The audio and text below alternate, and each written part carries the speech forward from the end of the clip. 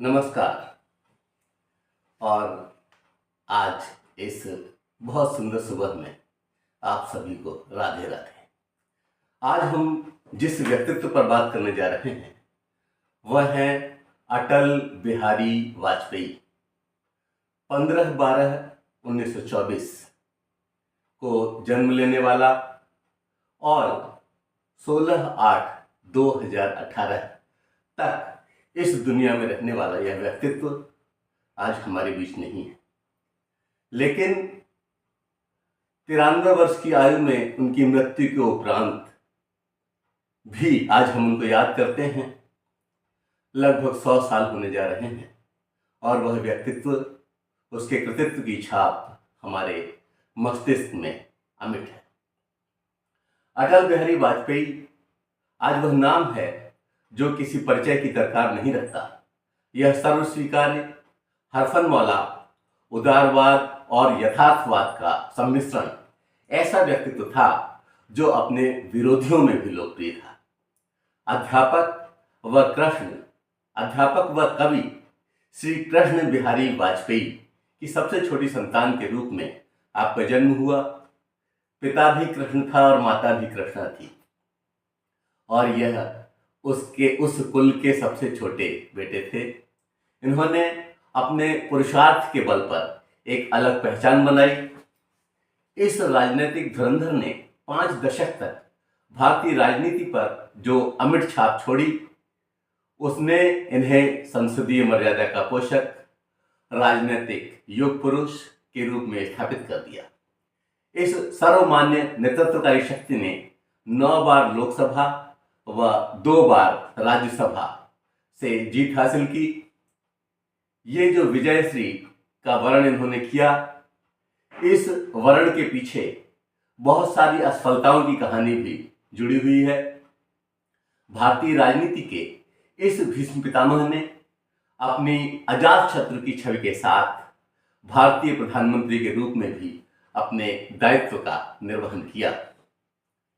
आज ये जो प्रस्तुति मैं करने जा रहा हूं, इसमें उनके राजनीतिक जीवन के गुणाभाग और तत्संबंधी डाटा संप्रेषण के लिए मैं यहाँ नहीं आया, बल्कि आज से लगभग 100 वर्ष पूर्व जन्मे उस प्रखर वक्ता व प्रसिद्धि के शिखर पर आरूढ़ व्यक्तित्व के साहित्यिक कृतित्व व मानवीय गुणों की चर्चा करना चाहता हूँ, जिससे कल का हिंदुस्तान इस सिद्धहस्त कवि के उस पहलू से गुणार्जन कर सम्यक दिशाबोध प्राप्त कर सके। वर्तमान पीढ़ी हेतु चंद उपादेय गुण हैं जिन्हें मैं चाहता हूं कि उन गुणों पर चर्चा अवश्य हो। Few useful qualities for the present generation. आज की जनरेशन भले ही तकनीकी क्षेत्र में बहुत आगे हो, लेकिन मानस को परिपक्व करना भी बाकी है। जिस प्रकार समुद्र से एक चम्मच जल लेकर समूचे समुद्र के गुणों का प्रतिनिधित्व नहीं किया जा सकता, उसी तरह उनके समूचे व्यक्तित्व की विवेचना तो दुष्कर है। लेकिन सामान्यतः कुछ गुण मैं यहाँ पर आपके बीच रख रहा हूँ, और इन गुणों को भी अगर हम अंगीकार कर पाए तो यह भी हमारी उनके प्रति एक सच्ची सद्भावना ही होगी। पहली बात उनसे सीखना है आत्मविश्वास, सेल्फ कॉन्फिडेंस। आप समझिए, उस व्यक्ति को जब पहली बार इलेक्शन लड़ने को मिला और 3 जगह से उसको टिकट मिला, तो एक जगह उनकी जमानत जब्त हुई, एक जगह वो हार गए और एक बलरामपुर से वो जीत करके आए। इससे वे हताश नहीं हुए, निराश नहीं हुए, किसी तरह का अवसाद उन्होंने नहीं ओढ़ लिया, लेकिन वो तो इस बात को माने बैठे थे कि अगर जीवन में कुछ करना है तो मन को मारे मत बैठो। उन्हीं की कुछ पंक्तियां रखता हूं आपके बीच। जीवन में कुछ करना है तो मन को मारे मत बैठो, आगे आगे बढ़ना है तो हिम्मत हारे मत बैठो, जीवन में कुछ करना है तो मन को मारे मत बैठो। चलने वाला मंजिल पाता बैठा पीछे रहता है, पांव मिले चलने की खातिर पांव पसारे मत बैठो। पांव मिले चलने की खातिर पांव पसारे मत बैठो, जीवन में कुछ करना है तो मन को मारे मत बैठो। तेज दौड़ने वाला खरहा, तेज दौड़ने वाला खरहा 2 पल चलकर हार गया। धीरे धीरे चलकर कछुआ देखो बाजी मार गया। धीरे धीरे चलकर कछुआ देखो बाजी मार गया। चलो कदम से कदम मिलाकर दूर किनारे मत बैठो। चलो कदम से कदम मिलाकर दूर किनारे मत बैठो। जीवन में कुछ करना है तो मन को मारे मत बैठो। धरती चलती तारे चलते चांद रात भर चलता है। धरती चलती तारे चलते चांद रात भर चलता है। किरणों का उपहार बांटने सूरज रोज निकलता है। हवा चले तो खुशबू बिखरे तुम भी प्यारे मत बैठो। हवा चले तो खुशबू बिखरे तुम भी प्यारे मत बैठो। आगे आगे बढ़ना है तो हिम्मत हारे मत बैठो। जीवन में कुछ करना है तो मन को मारे मत बैठो। इस तरह से हमें अपने आत्मविश्वास को प्रबल रखना है। और एक दूसरी बात जो इनके जीवन से सीखी जा सकती है वह है वृहद दृष्टिकोण, मैक्रो पर्सपेक्टिव, व्यावहारिक वृहद दृष्टिकोण। आप समझिए, हिंदुस्तान को परवान चढ़ाने के लिए हर समय इनके मस्तिष्क में योजनाएं बनती रहती थीं। यह राष्ट्रवादी युग पुरुष हमेशा देश के उत्थान के बारे में ही सोचता रहा और इसके लिए बहुत जरूरी था कि भारत के जो क्षेत्र हैं आपस में कनेक्टिव हो। और इसलिए उनके काल में एक योजना आई जिसे कहते हैं स्वर्णिम चतुर्भुज योजना, जिसमें दिल्ली, कलकत्ता, चेन्नई, मुंबई के राजमार्गों को एक दूसरे से जोड़ दिया गया। और इन्होंने ये माना कि ऐसे क्षण आएंगे जबकि हताश होने की स्थिति बनेगी, लेकिन उसके बाद उस हताशा में डूब करके अपने आप को तिरोहित नहीं कर लेना है, बल्कि पुनः नए जोश से उठना है और फिर उसी तीव्रता से आगे बढ़ना है जो अदम्य शक्ति आपके अंदर छिपी हुई है। इनके 2 गीत हैं कि गीत नहीं गाता हूं, जो अवसाद को प्रतीकात्मक रूप से प्रकट कर रहा है, और उसके बाद प्रेरणा को प्रखर उस पर स्पष्ट करता हुआ गीत है कि गीत नया गाता हूं। दोनों ही रखता हूं आपके बीच। गीत नहीं गाता हूं, बेनकाब चेहरे हैं, बेनकाब चेहरे हैं, दाग बड़े गहरे हैं। टूटता तिलिस्म आज सच से भय खाता हूं, टूटता तिलिस्म आज सच से भय खाता हूं। गीत नहीं गाता हूं, गीत नहीं गाता हूं। लगी कुछ ऐसी नजर बिखरा शीशे सा शहर, लगी कुछ ऐसी नजर बिखरा शीशे सा शहर। अपनों के मेले में मीत नहीं पाता हूं, अपनों के मेले में मीत नहीं पाता हूं। गीत नहीं गाता हूं, गीत नहीं गाता हूं। पीठ में छुरी सा चांद, राह गया रेखा फांद। मुक्ति के क्षणों में बार बार बंध जाता हूं, मुक्ति के क्षणों में बार बार बंध जाता हूं। गीत नहीं गाता हूं, गीत नहीं गाता। अब जब अवसाद के क्षण से निकल करके और पुनः उस नवयौवनीय ऊर्जा से युक्त होकर के व्यक्ति सोचता है तो सारे कार्य वो कर सकता है। तब इन्होंने लिखा अपनी दूसरी अनुभूति को इन शब्दों में कि गीत नया गाता हूं। कहते हैं, टूटे हुए तारों से, टूटे हुए तारों से फूटे बासंती स्वर, टूटे हुए तारों से फूटे बासंती स्वर। पत्थर की छाती में उग आया नव अंकुर, पत्थर की छाती में उग आया नव अंकुर। झरे सब पीले पात, झरे सब पीले पात। कोयल की कुहुक रात, प्राची में अरुणिम की देख देख पाता हूं, प्राची में अरुणिम की देख देख पाता हूं। गीत नया गाता हूं, गीत नया गाता हूं। आप समझिए किस तरह से ये कवि मन आह्लादित होकर के उठ बैठा और बाकी सारा कुछ पीछे छोड़ते हुए जो घटनाएं बीत गई वह बीत गई। और आज स्थितियां इस तरह की हैं कि पुनः उठने का समय है। और इसीलिए उन्होंने कहा कि पत्थर की छाती में उग आया नव अंकुर। झरे सब पीले पात, कोयल की कुहुक रात। प्राची में अरुणिम की देख देख पाता हूं। गीत नया गाता हूं, गीत नया गाता हूं। टूटे हुए सपनों की कौन सुने सिसकी, टूटे हुए सपनों की कौन सुने सिसकी।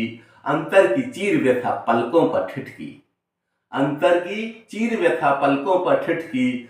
हार नहीं मानूंगा रार नहीं ठानूंगा, हार नहीं मानूंगा रार नहीं ठानूंगा। काल के कपाल पर लिखता मिटाता हूँ, काल के कपाल पर लिखता मिटाता हूँ, गीत नया गाता हूँ, गीत नया गाता हूँ।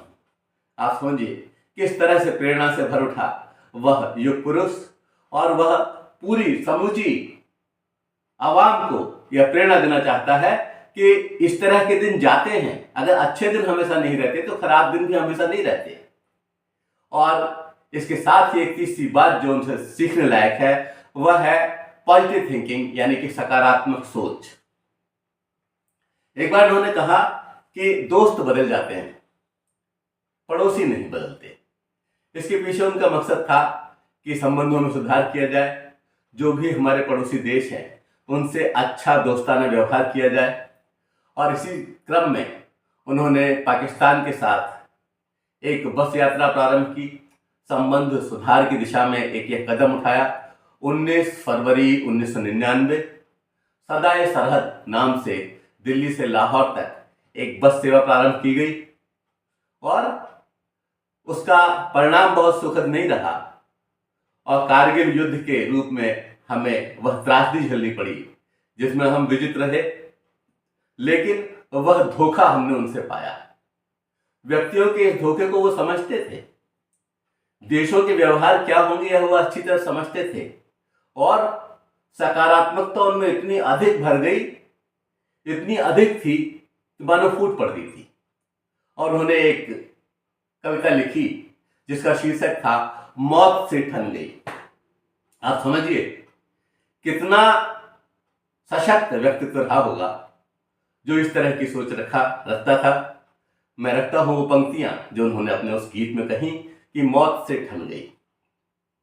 कहते हैं, जूझने का मेरा इरादा न था, जूझने का मेरा इरादा न था, मोड़ पर मिलेंगे इसका वादा न था, मोड़ पर मिलेंगे इसका वादा न था, रास्ता रोक कर वह खड़ी हो गई, रास्ता रोक कर वह खड़ी हो गई, यूं लगा जिंदगी से बड़ी हो गई, यूं लगा जिंदगी से बड़ी हो गई। और कोई जिंदगी से बड़ा कैसे हो सकता है, और वो भी मौत जो कि 2 पल में आकर के चली जाती है, जो 2 पल में साथ लेकर के निकल जाती है, वो जिंदगी से बड़ी कैसे हो सकती है।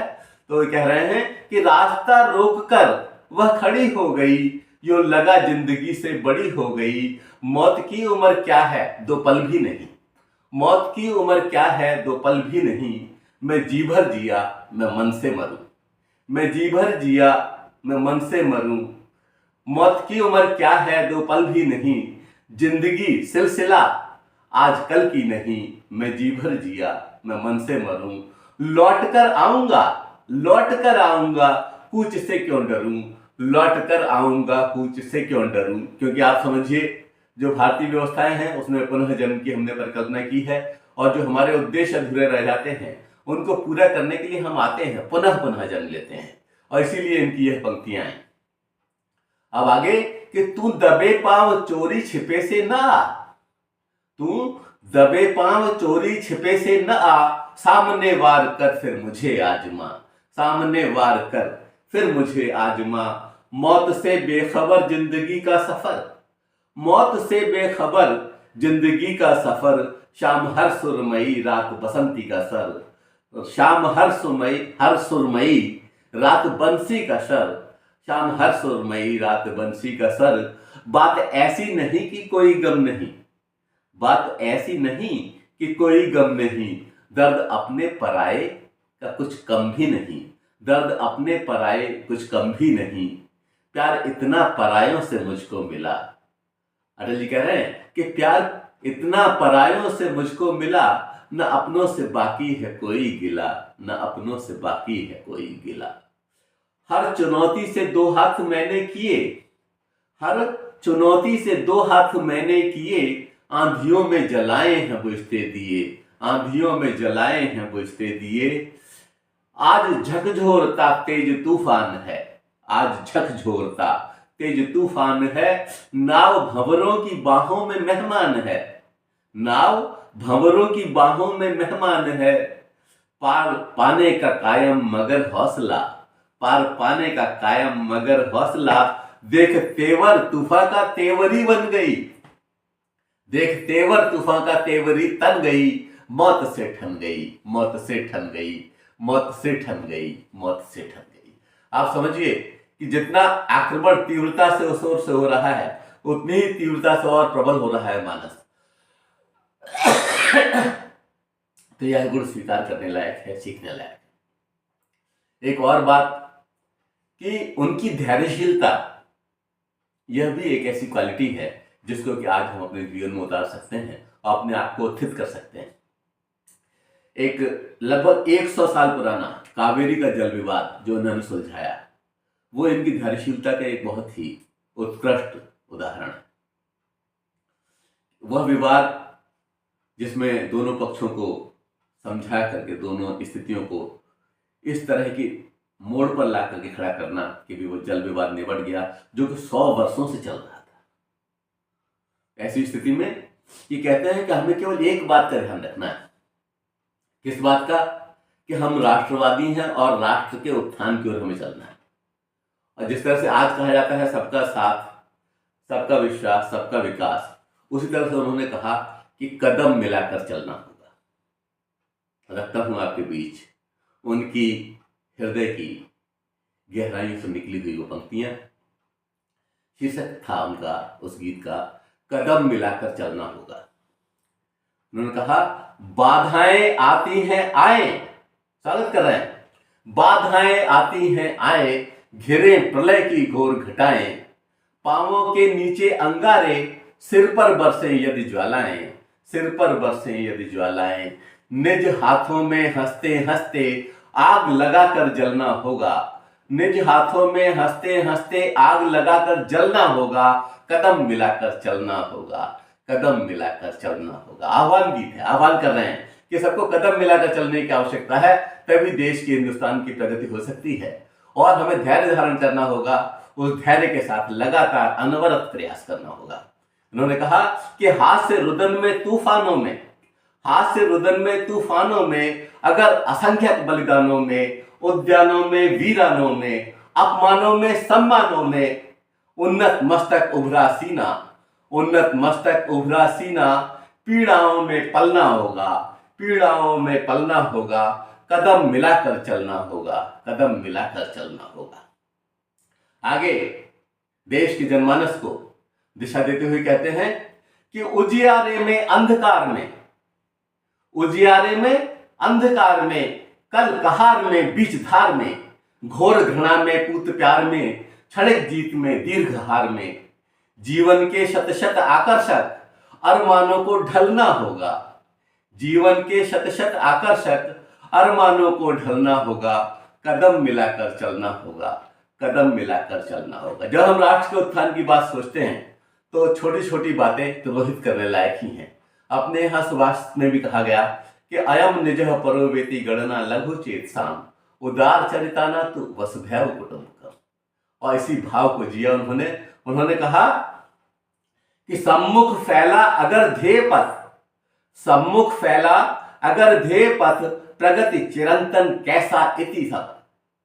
सम्मुख फैला अगर ध्येय पथ, प्रगति चिरंतन कैसा इति अब, सुष्मित हर्षित कैसा श्रम श्रत, असफल सफल समान मनोरथ, सब कुछ देकर कुछ न मांगते, सब कुछ देकर कुछ न मांगते, पावस बनकर ढलना होगा, सब कुछ देकर कुछ न मांगते, पावस बनकर ढलना होगा, कदम मिलाकर चलना होगा, कदम मिलाकर चलना होगा। और इस चलने में हमें न कांटों की परवाह करनी है, न अंगारों की परवाह करनी है, न कंटकाकीर्ण पथ की जो है परवाह करनी है। इन्होंने कहा, कुछ कांटों से सज्जित जीवन, प्रखर प्यार से वंचित यौवन, नीरव से मुखरित मधुबन, परहित अर्पित अपना तन मन, जीवन को शत शत आहुति में, जीवन को शत शत आहुति में जलना होगा, गलना होगा, कदम मिलाकर चलना होगा, कदम मिलाकर चलना होगा। और वास्तव में आज भी अगर हमें हिंदुस्तान की प्रगति सुनिश्चित करनी है तो हमें भूल जाना है कि ये जाति पाति क्या है, यह अलगाव क्या है। राष्ट्रवाद की दिशा में, राष्ट्र के इस उत्थान की यज्ञ में तो सभी को आहुति डालनी है। उसमें छोटे छोटे गलियारों में, छोटे छोटे घेरों में हमें अपने आप को कैद नहीं करना है। और इस बात को याद रखना है कि कदम मिलाकर चलना होगा। और अंततः तो हम सब जलते ही हैं, हम सब गलते ही हैं। तो ऐसी स्थिति में कितनी सार्थक हैं उनकी वो लाइनें कि परहित अर्पित अपना तन मन, जीवन की शत शत आहुति में जलना होगा, गलना होगा, कदम मिलाकर चलना होगा, कदम मिलाकर चलना होगा। इस गुण को लेने के साथ एक बहुत ही अच्छी सीख उनसे मिल सकती है, तो वह है उनकी वाक्पटुता, इलेक्टेंस। यानी कि वो इतने वाक्पटु थे कि कठिन से कठिन समस्या को भी अपनी सहज मुस्कान और सामान्य से शब्दों के साथ इस तरह द्रोहित कर देते थे, ऐसा लगता था जैसे कि वो समस्या थी ही नहीं। एक बार ये पाकिस्तान की एक पत्रकार ने इनसे कहा कि अटल जी, आप तो कुंवारे हैं, मैं आपसे शादी करना चाहती हूँ। तो इन्होंने, और शादी मुंह दिखाई में मुझे कश्मीर चाहिए, ऐसा प्रश्न उनके सामने उन्होंने रखा। और उन्होंने उसका देखिए किस हाजिर जवाबी से उत्तर दिया। उन्होंने कहा, ठीक है, मैं शादी के लिए तैयार हूं, लेकिन मुझे दहेज में पूरा पाकिस्तान चाहिए। आप समझिए उनकी वाक्पटुता का कितना सुंदर नमूना। और इसी तरह से एक बार चर्चा चल रही थी लोकसभा में, और किसी बात पर नेहरू जी ने तथ्यात्मक मोड़ दे दिया था, उस विचार को कुछ उल्टा कहा था जो कि इनके द्वारा रखा गया था। तो इन्होंने कहा, मैं जानता हूं नेहरू जी रोज शीर्षासन करते हैं, लेकिन शीर्षासन करने का मतलब ये नहीं है कि मेरे विचारों को उल्टा समझा जाए। और इस बात पर नेहरू जी भी हंस पड़े थे। गजब की हाजिर जवाबी थी उनकी। और बहुत, जहां पर बहुत सारे प्रश्न उछल रहे होते थे, जहां पर बहुत सारे पत्रकार हुआ करते थे, वहां पर भी इस हाजिर जवाबी का उनका नमूना देखने को मिलता है।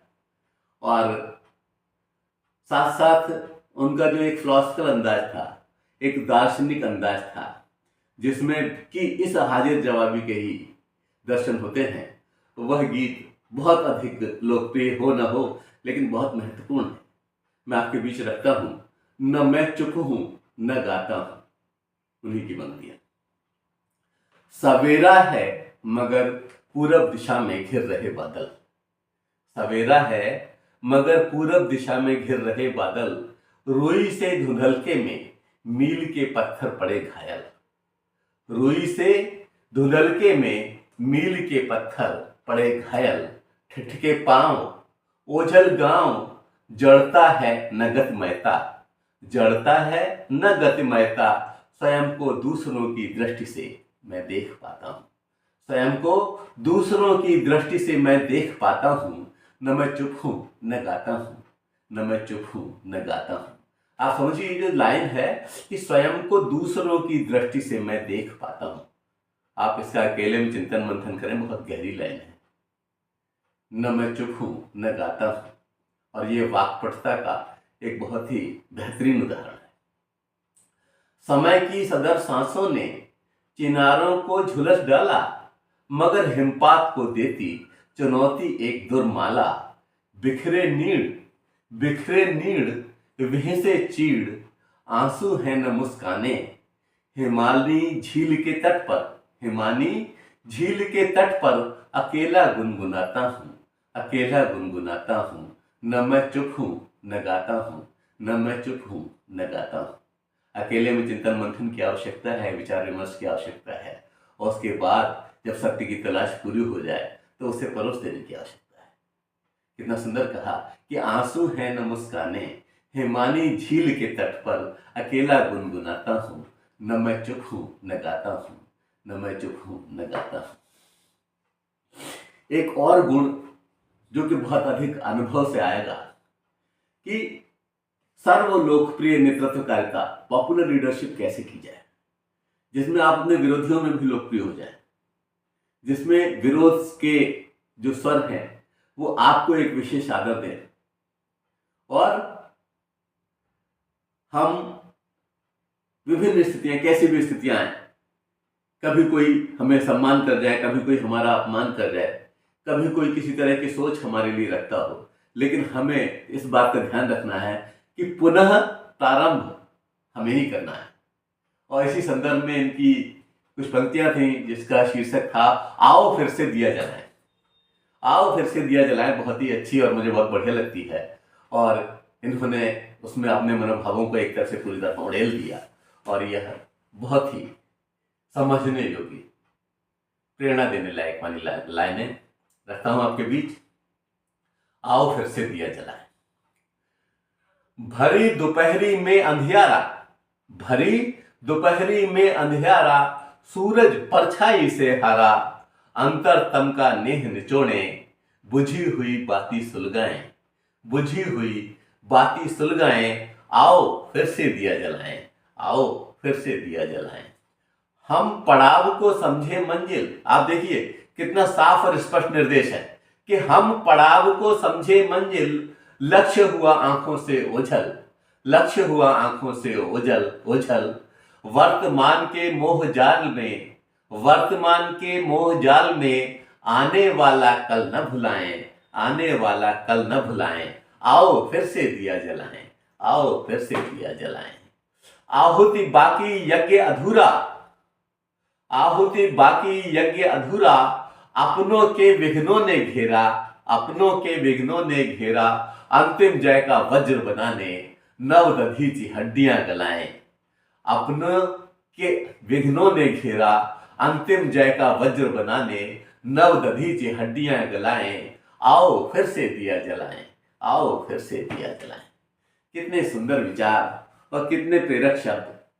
कवि मन होना, एक अटल जी जैसे व्यक्तित्व के अनुभवों के साथ उसका ओतप्रोत हो जाना, तो वहीं से यह वाणी निकल सकती है कि आओ फिर से दिया जलाएं। कितने सुंदर कहा कि अंतिम जय को वज्र बनाने, अंतिम जय को वज्र बनाने, नव दधीची हड्डियां गलाएं।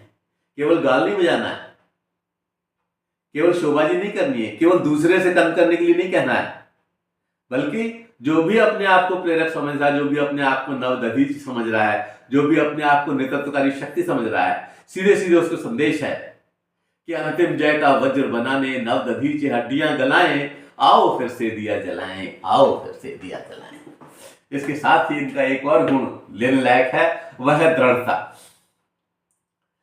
और दृढ़ता का यह गुण वास्तव में ऐसा गुण है जो कि बहुत अनुभव, बहुत परिपक्वता के बाद आता है। 11 व 13 मई 1998 को याद कीजिए, पोखरण में विस्फोट हुए और हमने 5 विस्फोट किए, और अमेरिका की जिसके माना जाता था कि कहीं पर अगर तिनका भी गिरेगा तो उसको पता चल जाएगा, उसको इसकी भनक भी नहीं लगी। और उसके बाद भारत एक परमाणु शक्ति संपन्न राष्ट्र बन गया और हमें एक विशिष्ट स्थान प्राप्त हुआ। इसी तरह जो हमारे अड़ोसी पड़ोसी हमको गीदड़ भक्ति देते रहते थे, और उस समय स्थितियां आज की तरह से नहीं थी। हमारा जो संपर्क था, हमारा जो संबंध था, वह अमेरिका से आज की तरह प्रगाढ़ नहीं था, क्योंकि इससे पहले की बहुत लंबे समय की व्यवस्था और हमारी विदेश नीति इस तरह की थी कि हम सबसे बराबर दूरी बना करके चलते थे। और आज की स्थिति ऐसी लगती है कि सबसे निकटता बना करके चलने की है, कि सबसे कितने अधिक निकट आया जा सकता है। तो आप ये समझिए उस काल में स्थितियां बहुत विपरीत थी, और हमारे और अमेरिका के संबंध बहुत अच्छे नहीं थे, और पड़ोस में पाकिस्तान येन के प्रकार उसे अपने फेवर में कर रहा था। और ऐसे समय में अटल जी ने अपनी दृढ़ता का परिचय देते हुए एक ओंकार भरी, और उस समय के उस गीत की वो पंक्तियां आपके बीच रखता हूं, रोंगटे खड़े होंगे। उन्होंने साफ साफ कहा कि एक नहीं दो नहीं करो 20 समझौते, एक नहीं दो नहीं करो 20 समझौते, पर स्वतंत्र भारत का मस्तक नहीं झुकेगा।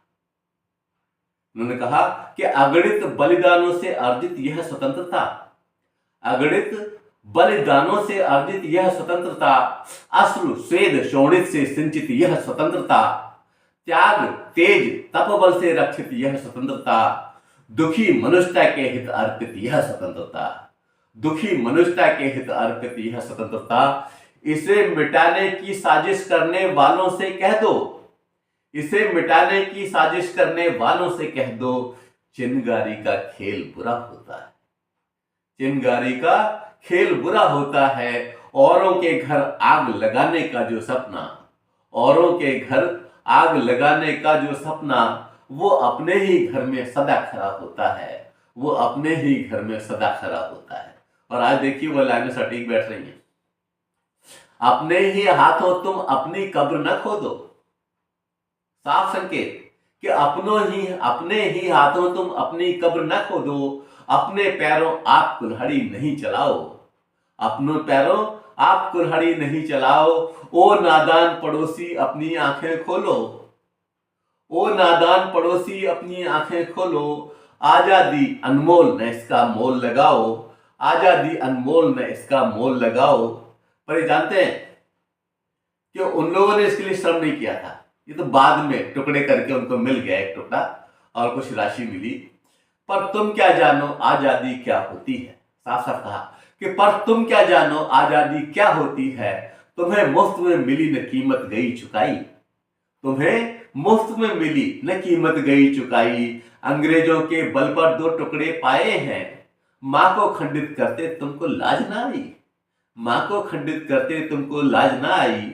अमेरिकी शस्त्रों ने अपनी आजादी को दुनिया में कायम अमेरिकी शस्त्रों से अपनी आजादी को दुनिया में कायम रख लोगे यह मत समझो, दुनिया में कायम रख लोगे यह मत समझो। 10-20 अरब डॉलर लेकर आने वाली 10-20 अरब डॉलर लेकर आने वाली बर्बादी से तुम बच लोगे यह मत समझो। यानी कि 10-20 अरब डॉलर अगर ले लोगे तो आने वाली बर्बादी से तुम नहीं बच पाओगे। और कश्मीर के बारे में जो तुम चिल्लाते रहते हो तो उसके बारे में उन्होंने स्पष्ट कहा कि धमकी जिहाद के नारों से हथियारों से कश्मीर कभी हथिया लोगे यह मत समझो, कश्मीर कभी हथिया लोगे यह मत समझो। हमलों से अत्याचारों से संहारों से भारत का शीश झुका लोगे यह मत समझो, हमलों से अत्याचारों से संहारों से भारत का शीश झुका लोगे यह मत समझो। जब तक गंगा में धार सिंधु में ज्वार अग्नि में जलन सूर्य में तपन शेष, कितनी बढ़िया लाइन है। जब तक गंगा में धार सिंधु में ज्वार अग्नि में जलन सूर्य में तपन शेष, स्वातंत्र समर की वेदी पर अर्पित होंगे अगणित जीवन यौवन अशेष, स्वातंत्र समर की वेदी पर अर्पित होंगे अगणित जीवन यौवन अशेष। अमेरिका क्या संसार भले ही हो विरुद्ध, अमेरिका क्या संसार भले ही हो विरुद्ध, कश्मीर पर भारत का सर नहीं झुकेगा, कश्मीर पर भारत का सर नहीं झुकेगा। एक नहीं दो नहीं करो 20 समझौते, पर स्वतंत्र भारत का निश्चय नहीं रुकेगा, पर स्वतंत्र भारत का निश्चय नहीं रुकेगा। तो इस तरह से साफ संदेश देने में इनके गीतों ने कहीं कोई कोताही नहीं बरती। और बहुत सारे ऐसे गुण हैं जो उनसे लिए जा सकते हैं, लेकिन सारे को कहने की सामर्थ्य भी तो होनी चाहिए। वह सामर्थ्य इस अकिंचन में इस एजुकेशन आचार्य में नहीं है। और इसीलिए एक और उनके गुण को लेने की जिद करते हुए आपसे विदा लूंगा। और वह गुण है उनकी दूरदर्शिता, विजनरी जो उनका एक्शन होते थे, जो दूरदर्शी सोच से युक्त उनकी बातें थी, उनको भी लिया जाता है। इनकी दूरदर्शिता के कारण ही इन्हें कांग्रेस सरकार ने यूएनओ में अपना पक्ष रखने के लिए भेजा था। 1992 का पद्म विभूषण, 1993 में कानपुर विश्वविद्यालय द्वारा प्रदत्त डीलिट, 1994 में कई पुरस्कार मिले थे, लोकमान्य तिलक पुरस्कार, श्रेष्ठ सांसद पुरस्कार, भारत रत्न गोविंद बल्लभ पंत पुरस्कार, ये इन्हें मिला 1994 में। और 2015 में भारत रत्न सम्मान के अतिरिक्त बहुत सारे और भी सम्मान मिले, बहुत सारे और विश्वविद्यालयों की मानद उपाधियां मिली। और इनकी कुछ रचनाएं जो कि आज भी मन को झकझोरती हैं, आह्लादित करती हैं और दिशा देती हैं, उनका नाम रखना आपके बीच बहुत समीचीन होगा।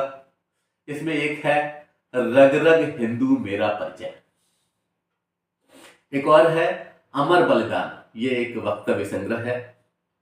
और एक और उन्होंने लिखा था मृत्यु या हत्या, बहुत ही सुंदर, बहुत अच्छा, पढ़ने लायक और चिंतन करने लायक। एक और कि संसद में 3 दशक, यह भी बहुत कीमती रचना है। कैदी कविराय की कुंडलियां, एक और प्रस्तुति अमर आग है।